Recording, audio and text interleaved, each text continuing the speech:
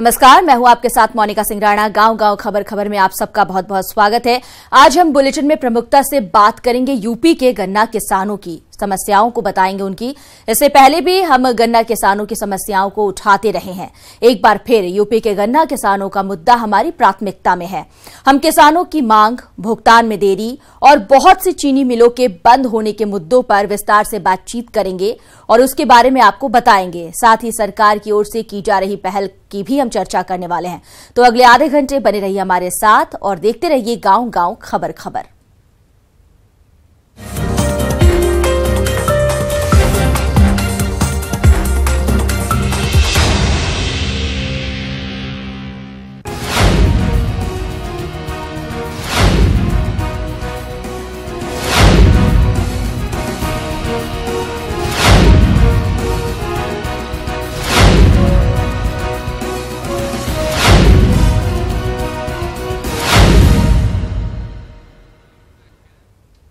UP में बीते माह ही गन्ना पेराई सत्र शुरू हो जाने के बावजूद भी गन्ना किसानों की मुसीबतें अब भी कम होने का नाम नहीं ले रही हैं। सबसे ज्यादा आर्थिक रूप से कमजोर किसान इसका खामियाजा भुगतने को मजबूर है। देखिए ये रिपोर्ट। सांसद में अटकी गन्ना किसानों की जान। चीनी मिलों ने नहीं किया अब तक भुगतान। अधिकारियों के रवैये से किसान परेशान। सूबे की 119 चीनी मिलों में से मात्र कुछ चीनी मिलें शुरू हुई हैं। इसकी वजह से गन्ना किसान परेशान हैं। खेतों में गन्ने खड़े हैं और किसान दूसरे फसल की बुआई नहीं कर पा रहे हैं। खासकर आर्थिक रूप से कमजोर किसान अपने गन्नों को औने पौने दाम पर बेचने के लिए मजबूर हैं। इतना ही नहीं, पिछली फसल का भुगतान नहीं होने से उनके सामने आर्थिक संकट पैदा हो गया है। गन्ने के लिए सरकार ने कहा था कि चीनी मिलें समय पर चल जाएंगी और चीनी मिलें चलने का समय 31 अक्टूबर लास्ट होता है कि जिस समय तक सारी मिलें चल जाती हैं। 119 चीनी मिलें हैं निजी क्षेत्र की और सहकारी क्षेत्र की। 119 में लगभग 25 मिलें ही अब तक चल पाई हैं और सरकार जो है कह रही है हमने 75 चला दिए, हमने 76 चला दिए, लेकिन जो अभी तक हम लोगों की जानकारी में 25 चीनी मिलें ही संचालित हो पाई हैं। बाकी किसान का गन्ना खेतों में खड़ा सूख रहा है। वही विभाग के मुताबिक गन्ना किसानों को परेशान होने की जरूरत नहीं है। अधिकारी कहते हैं कि बहुत जल्द गन्ना किसानों का भुगतान कर दिया जाएगा। सरकार ने इसके लिए जरूरी आवंटन कर दिया है। भुगतान जो है वो शीघ्र कराने के शासन के निर्देश है। प्रयास हमारा ये है कि 30 नवंबर तक सभी भुगतान किसानों के खाते में चले जाए। उसके लिए शासन ने 4000 करोड़ का सॉफ्ट लोन दिया और 4.5 रुपये का एक सब्सिडी दी है किसानों के लिए, तो वो हो करके भुगतान हो जाए और चीनी मिलों का संचालन ठीक से हो जाए। किसान चीनी मिलों के देर से खुलने से परेशान हैं। वहीं संबंधित विभाग किसानों की सभी समस्याओं को निपटाने के साथ 30 नवंबर तक सभी बकाये भुगतान करने का दावा कर रहा है। हालांकि इस दावे में कितनी सच्चाई है ये देखने वाली बात होगी। न्यूज़ 18 के लिए लखनऊ से राजीव सिंह की रिपोर्ट। और किसानों की इन दिक्कतों को और बारीकी से जानने के लिए चलते हैं अपने दो सहयोगियों के पास। लखनऊ से राजीव हमसे जुड़ गए हैं और मेरठ से हमारे साथ उमेश जुड़े हुए हैं। सबसे पहले राजधानी का रुख करते हैं। राजीव, अभी ज्यादा वक्त नहीं हुआ जब किसान हमारे चैनल के जरिए अपना दर्द बयां कर रहे थे। क्या उस दिन के बाद आज तक स्थिति नहीं बदली? अब भी वही परेशानी बरकरार है?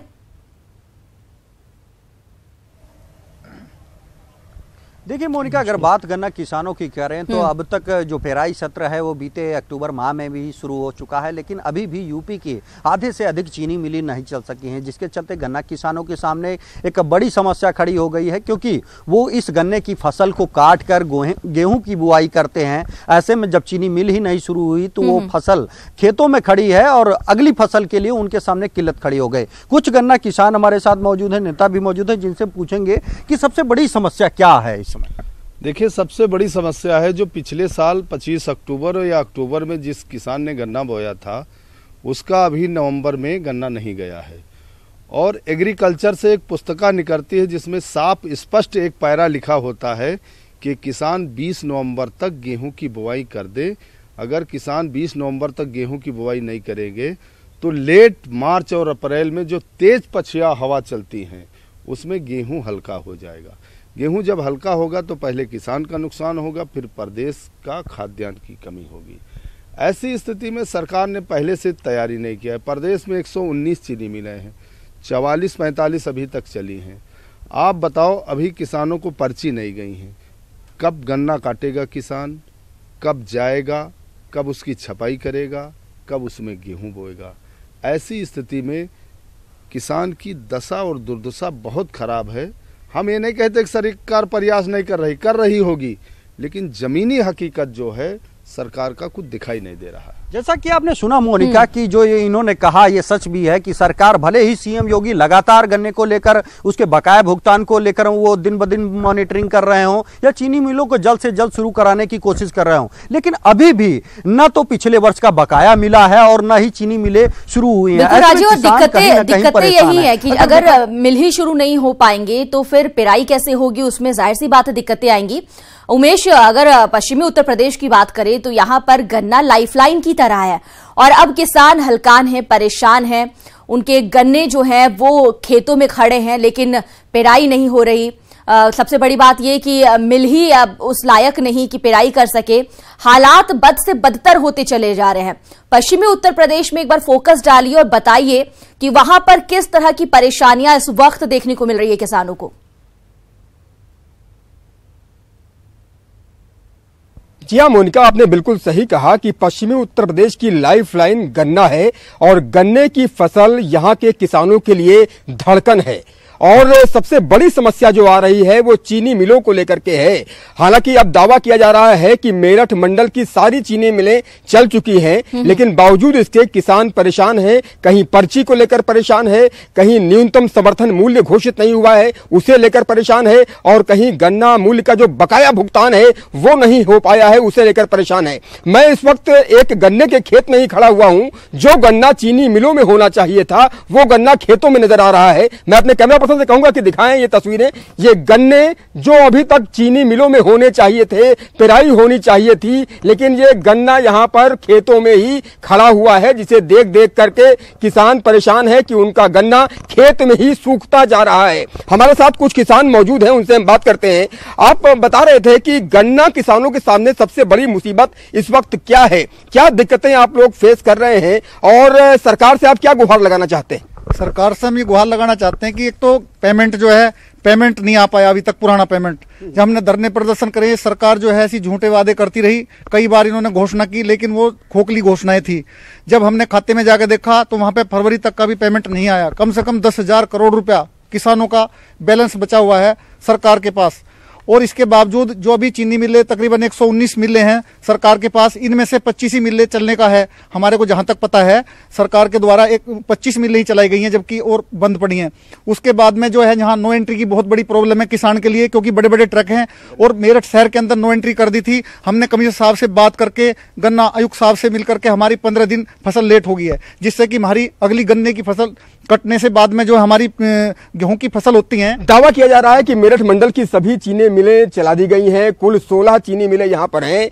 मेरठ, हापुड़, बागपत, गाजियाबाद, नोएडा, ये पूरा मंडल मेरठ का है। यहाँ पर 16 चीनी मिलें हैं और आई थिंक 6 चीनी मिलें मेरठ में हैं। और आप लोग जब चीनी मिल जाते हैं तो वहां पर क्या आप फेस करते हैं? पर्चियों के लेकर के कितनी दिक्कत है? पर्चियां क्या आप लोगों को मिल पा रही हैं? क्योंकि पेराई सत्र शुरू हो चुका है। 31 अक्टूबर तक ये तय किया गया था कि शुरू किया जाना है, लेकिन 9 नवंबर से ये चीनी मिलें चालू हो पाई हैं। तो अब जबकि पर्चियां क्या आप लोगों को मिल रही हैं, चीनी मिलें क्या चल रही हैं, क्या कहना चाहेंगे? चीनी मिलें तो चली हैं, लेकिन कुछ चीनी मिलें तो टाइम पे चल गई हैं और कुछ चीनी मिलें जो है मतलब 15 दिन लेट चली हैं, जिससे कि किसान का गन्ना खेत में खड़ा हुआ है। जो फसल अगली जो हमारी बुनी है गेहूं की वो नहीं बू पा रही है और कुछ किसानों को जो है वो पर्ची भी नहीं मिल पाई है अभी सही। कुछ किसानों को पर्ची भी नहीं मिल पा रही हैं। हमारे साथ कुछ और किसान भी मौजूद हैं। आप ये बताइए कि गन्ना किसान किन मुश्किलों का सामना करना पड़ रहा है गन्ना किसानों को, और आप सरकार से क्या गुहार लगाना चाहते हैं, क्या कहना चाहते हैं? देखिए, ऐसा मामला है, पश्चिमी उत्तर प्रदेश जो है गन्ने का क्षेत्र है, उसकी मजबूरी है। यहाँ पे जब से बीजेपी सरकार आई है तो नील गाय इन्होंने मरने नहीं दी। जो लोग उसे गोश्त का इस्तेमाल कर लेते थे, जो मांसाहारी लोग थे, तो मजबूरन होकर गन्ने की आम फसल हो चुकी है। और सरकार ने जो है मतलब इसमें भेदभाव करना रुक कर दिया। समय पे पेमेंट नहीं मिलता, किसान भूखा है। जबकि सुप्रीम कोर्ट, हाई कोर्ट ये कह रहा है कि 15 दिन के अंदर किसान का पेमेंट मिलना चाहिए। सरकार भी कह रही है पर सरकार झूठ बोल रही है। हमारा मुख्यमंत्री आदित्यनाथ हमेशा ये कहता है इस माह में गन्ने का पूरा चुकता पेमेंट कर दिया जाएगा, पर 12 महीने हो गए आज तक किनोनी पे 50% हम आगे भी आपके पास आएंगे। राजीव, पेमेंट किसानों को नहीं हो पा रहा है, मिल का बकाया भुगतान कर देने की बातें हो रही हैं, लेकिन मिलों को यह भुगतान नहीं किया गया, जिसकी वजह से मिलें चालू नहीं हो पा रही हैं। यहां पर किस तरह के हालात हैं, कैसे मिलों को चालू किया जाएगा, क्या इसके लिए कुछ पहल होती नजर आ रही है? क्योंकि सिर्फ गन्ने की बात नहीं, आने वाले वक्त में जब दूसरी फसल बोई जाएगी उसके लिए भी हालात विकट हो जाएंगे, किसानों की स्थिति और ज्यादा खराब हो जाएगी। देखिए, अगर बात गन्ना किसानों की करें तो यूपी की सियासत में गन्ना किसान एक अहम भूमिका अदा करते हैं और यही कारण है कि सरकार भी इसको लेकर गंभीर है। लगातार मुख्यमंत्री बैठकों में ये निर्देश दे रहे थे कि जो पेमेंट है उसकी समय सीमा भी तय की गई है कि 30 नवंबर के भीतर सभी जो बकाया है, करीब 6000 करोड़ से ऊपर का बकाया है, वो किसी भी हालत में गन्ना किसानों को दे दिया जाए। लेकिन अभी तक जो तैयारी है उससे नहीं लगता कि जो निर्धारित समय सीमा है उसके भीतर पेमेंट कराया जा सकेगा, क्योंकि ये एक बड़ी रकम है जो अब तक नहीं दी गई है। दूसरी सबसे बड़ी समस्या, जैसा कि बताया कि पश्चिम एक गन्ना बेल्ट है, लेकिन उसके बावजूद अभी 50 से अधिक उत्तर प्रदेश में जो चीनी मिलें हैं वो शुरू तक नहीं हुई हैं। ऐसे में गन्ना किसान लाचार हो गया है, जिसके चलते ना तो राजीव वहां पर मौजूद किसानों से बात कीजिए और जानने की कोशिश कीजिए कि चीनी मिलों की ओर से उन्हें क्या अब तक तर्क दिया गया है, क्या कहा जा रहा है, दिक्कतें और क्या फेस करनी पड़ रही है उन्हें। निश्चित रूप से मोनिका, हमारे साथ कुछ किसान भी मौजूद हैं। अगर बात करें तो इस वक्त जो हैदरगढ़ चीनी मिल है जहां पर हम खड़े हुए हैं, क्या वो शुरू हुई है या फिर क्या आश्वासन मिला? नहीं, पोखरा हैदरगढ़ चीनी मिल आएंगे राजीव आपके पास और इस चर्चा को आगे बढ़ाएंगे। फिलहाल हमारे साथ आप बने रहिए। बाबा साहेब भीमराव अंबेडकर की जन्मस्थली में सीएम योगी पहुंचे हुए हैं, तस्वीरें आपको दिखाते हैं। हमने कोई भेदभाव नहीं किया। अब याद करिए कांग्रेस की सरकार के कार्यकाल को, जब लोग सड़क के लिए तरसते थे, बिजली के लिए तरसते थे, स्वास्थ्य सुविधा के लिए तरसते थे, कहीं नक्सलवाद हावी था, कहीं डकैतों के गिरोह हावी थे, कहीं पर दंगे होते थे। क्या भारतीय जनता पार्टी की सरकार में कोई दंगा करने का दुस्साहस करेगा? नहीं कर सकता। कोई अपनी मर्जी से जबरन सड़कों पर अतिक्रमण कर पाएगा? नहीं कर सकता। कांग्रेस की सरकार के समय कोई हिंदू पर्व और त्योहार आता था, हमारे लिए भय और दहशत का माहौल बन जाता था कि पता नहीं हम अपने पर्व और त्योहार को मना पाएंगे कि नहीं मना पाएंगे। लेकिन मित्रों, 15 वर्षों में मध्य प्रदेश के अंदर जिस शांतिपूर्ण तरीके से भारतीय जनता पार्टी की सरकारें चली, शिवराज सिंह चौहान जी के नेतृत्व में भारतीय जनता पार्टी की सरकारों ने एक से एक ऐतिहासिक कार्य करने प्रारंभ किए।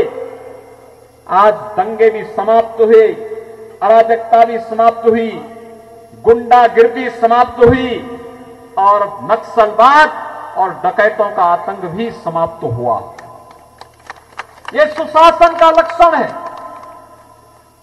जनता की बात प्राथमिकता के आधार पर सुन करके उस पर कार्रवाई होना और शासन की योजनाओं का लाभ आम गरीब तक, गांव तक पहुंचाने का कार्य प्राथमिकता के आधार पर करना।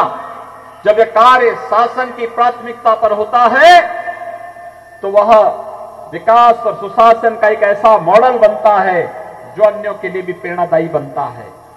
और विगत 15 वर्षों में मध्य प्रदेश की विकास दर देश के अंदर अन्य राज्यों की तुलना में सर्वाधिक बढ़ने के कारण आज मध्य प्रदेश कह सकता है कि हम भी देश के विकसित राज्यों में हैं, हम बीमार राज्य नहीं हैं। आज मध्य प्रदेश भी दावा कर सकता है कि हम भी अच्छा कार्य कर सकते हैं, कारण है भारतीय जनता पार्टी की सरकार है। लेकिन क्या कांग्रेस की सरकार में संभव था? कांग्रेस ने कौन सा ऐसा मौका चूका है जब उसने इस देश के बृहद हिंदू समाज को अपमानित न किया हो? कहीं कोई विपत्ति आती है, कहीं पर कोई भी ऐसी स्थिति पैदा होती है, जब देश के अंदर कहीं कोई संकट दिखाई देता है, वह संकट चाहे कश्मीर के अंदर हो, चाहे मध्य प्रदेश के अंदर हो, चाहे गुजरात के अंदर हो, चाहे उत्तर प्रदेश के अंदर हो, चाहे बिहार के अंदर हो, या देश के अंदर कहीं भी उस संकट के समय भारतीय जनता पार्टी का कार्यकर्ता, भारतीय जनता पार्टी का नेतृत्व उस संकट के समय वहां पर कार्य करते हुए दिखाई देता है। लेकिन संकट के समय, देश के संकट के समय कांग्रेस के राष्ट्रीय अध्यक्ष राहुल गांधी, उन्हें तब भारत याद नहीं आता, तब उन्हें नानी याद आती हो, इटली भाग जाते हैं। मित्रों, जब देश के संकट के समय राहुल को भारत का संकट नजर नहीं आता, तो फिर राहुल गांधी को वोट मांगने का अधिकार भी नहीं है। और आज तो कांग्रेस के नेता इस बात को कह रहे हैं, आज तो कांग्रेस का हर नेता इस बात को कहता है कि राहुल गांधी के नेतृत्व में कांग्रेस कोई भी चुनाव नहीं जीत सकती है। अब तक का रिकॉर्ड रहा है, आप उठाकर के देख लीजिए। आप पूरे देश के अंदर अब तक हुए जितने भी चुनाव हैं, मैं गुजरात के चुनाव में गया था, सारे चुनाव विश्लेषक कहते थे चुनाव जीतेंगी कांग्रेस, और मैं जब वहां गया तो मैंने कहा भी देखो राहुल गांधी के नेतृत्व में कांग्रेस चुनाव लड़ेगी तो निश्चित चुनाव कांग्रेस को हारना है। उत्तर प्रदेश में 403 विधानसभा की 403 सदस्यीय विधानसभा है उत्तर प्रदेश की, और 403 में से कांग्रेस के पास केवल 7 विधायक हैं, 7, 8वां भी नहीं है। यानी कांग्रेस की दुर्गति और तो और कांग्रेस के विकास के मॉडल को देखना हो तो आप जाकर के कहीं और नहीं, उत्तर प्रदेश के अंदर कांग्रेस की सभी पीढ़ियों ने, कांग्रेस ने उत्तर प्रदेश का नेतृत्व उत्तर प्रदेश से ही उन्होंने जन प्रतिनिधित्व किया है। पंडित जवाहरलाल नेहरू से लेकर के आज राहुल गांधी तक,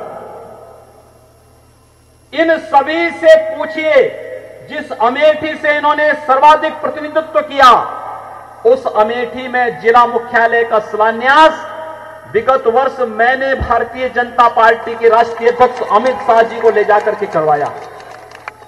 यानी जो कांग्रेस अपने 55 वर्षों के शासनकाल में जिला मुख्यालय का भवन न बना पाई हो, कलेक्ट्रेट का भवन न बना पाई हो, मुख्य चिकित्सा अधिकारी का भवन न बना पाई हो, उस कांग्रेस से आप विकास की उम्मीद करते हैं? यह अपने आप में एक दिवा स्वप्न है। जिस कांग्रेस ने केवल विभाजन, आजादी के समय देश का विभाजन, आजादी के बाद इस देश के समाज को विभाजित करने की राजनीति खेली हो, उस कांग्रेस से कोई उम्मीद मत करिए। और आज तो कांग्रेस के एक नेता का नाम नक्सलवाद से भी जुड़ गया है। मित्रों, बहुत दुर्भाग्यपूर्ण है। कांग्रेस जिस प्रकार की राजनीति कर रही है, ये राजनीति देश के हित में नहीं, मध्य प्रदेश के हित में नहीं। और जब कांग्रेस इस प्रकार की विभाजन की राजनीति कर रही है तो देश की जनता को चाहिए कि राष्ट्र की कीमत पर राजनीति करने वाली ऐसी कांग्रेस को एक सिरे से खारिज हम करें। और उसी खारिज करने के अपील के साथ आज मैं आपके पास आया हूं आपसे कहने के लिए, जैसे उत्तर प्रदेश में कांग्रेस का कोई वजूद नहीं, 403 में से 7 विधायक जीत रहे हैं और वे 7 भी कांग्रेस के साथ नहीं। वैसे ही मैं आपसे कहूंगा कि मध्य प्रदेश में भी ऐसी स्थिति पैदा कर लीजिए, मध्य प्रदेश में भी ऐसी स्थिति बनाइए जिससे कम से कम विकास और सुशासन का जो संकल्प यहां पर शिवराज सिंह चौहान के नेतृत्व में भारतीय जनता पार्टी का है, वह हर घर तक पहुंच सके, हर गांव तक पहुंचा है, हर घर तक पहुंचा है। इसको और तीव्रता के साथ आगे बढ़ा करके मध्य प्रदेश को देश के समृद्धतम राज्यों की श्रेणी में खड़ा करने की पहल को आगे बढ़ाया जा सके। कांग्रेस ने केवल विवाद खड़े किए हैं। मैं उत्तर प्रदेश से आता हूं। राहुल गांधी आपके मध्य प्रदेश में आए होंगे, पता नहीं यहां पर मंदिरों में गए कि नहीं गए दर्शन करने के लिए। लेकिन गुजरात में उन्होंने बहुत मंदिरों के दर्शन किए, लेकिन जब मंदिरों में दर्शन करने के लिए जाते हैं तो ऐसा लगता है जैसे वे घुटनों के बल बैठे, तो पुजारी को बोलना पड़ा कि भैया ये मंदिर है, मस्जिद नहीं है। मंदिर में पालती मार करके बैठा जाता है, ये घुटनों के बल बैठ करके यहां नमाज पढ़ने के लिए मंदिर में नहीं बैठते। वो कितना भी ये बताने का प्रयास करें कि मैं जनेऊ पहनता हूं, लेकिन मित्रों असलियत तो सामने आ ही जाती है। और हमारी वैचारिक विजय है, जब राहुल गांधी मंदिर जाते हैं, जनेऊ दिखाते हैं, तो हमारी वैचारिक विजय होती है कि पंडित जवाहरलाल नेहरू का एक वारिस, इस देश के पंडित जवाहरलाल नेहरू जी देश के प्रथम प्रधानमंत्री थे, लेकिन अपने को एक्सीडेंटली हिंदू कहते थे।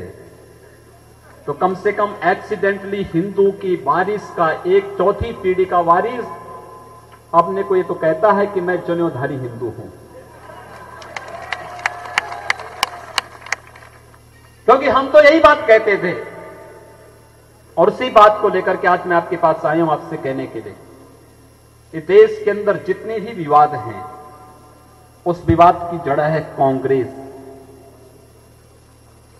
जितना भी देश के अंदर आतंकवाद है, नक्सलवाद है, अराजकता है, इसकी जड़ है कांग्रेस।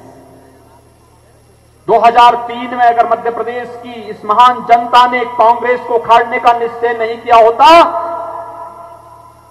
तो आज नक्सलवाद इन सब क्षेत्रों में धावा बोल करके जनजीवन को पूरी तरह तहस नहस कर रहा होता। लेकिन मैं अभिनंदन करूंगा यहां की जनता का, जिन्होंने 2003 में निर्णय लिया और विकास और सुशासन के लिए भारतीय जनता पार्टी को चुना। और आज भारतीय जनता पार्टी की सरकार विगत 15 वर्षों में जो नए नए कीर्तिमान स्थापित कर रही है, विकास और सुशासन के लिए, यहां के आम जन के जीवन में खुशहाली लाने के लिए, उनके जीवन में व्यापक सुधार लाने के लिए, उसकी एक झलक इस विधानसभा क्षेत्र में श्री भंवर सिंह जी शेखावत के नेतृत्व में आप सबने देखा है। 544 करोड़ रुपए से अधिक की परियोजनाएं अकेली एक विधानसभा क्षेत्र के अंदर 5 वर्ष के अंदर इंप्लीमेंट हुई। और मित्रों, इतना बड़ा कार्य, और जब नर्मदा जी का शुद्ध जल यहां पर आएगा, लगभग 2000 करोड़ रुपए की इतनी बड़ी परियोजना जब इस क्षेत्र में आएगी, यहां की पूरी तकदीर को बदल करके रख देगी। यहां के किसानों के जीवन में आमूलचूल परिवर्तन आएगा। यहां पर फूड प्रोसेसिंग के साथ साथ खाद्य प्रसंस्करण के इतने सारे उद्योग लगने को तैयार हो जाएंगे कि यहां के नौजवानों को घर में ही नौकरी और रोजगार की संभावनाएं विकसित होती हुई दिखाई देंगी। योगी आदित्यनाथ चुनावी सभा को संबोधित कर रहे थे। देश में जितने भी विवाद है उसकी जड़ कांग्रेस से बता रहे थे और राहुल गांधी पर जमकर निशाना साध रहे थे। इसी के साथ बुलेटिन में इतना ही। हमारी पहुंच आपकी ताकत है। अब न्यूज 18 यूपी देखने के लिए आप लॉग ऑन कर सकते हैं news18up.com।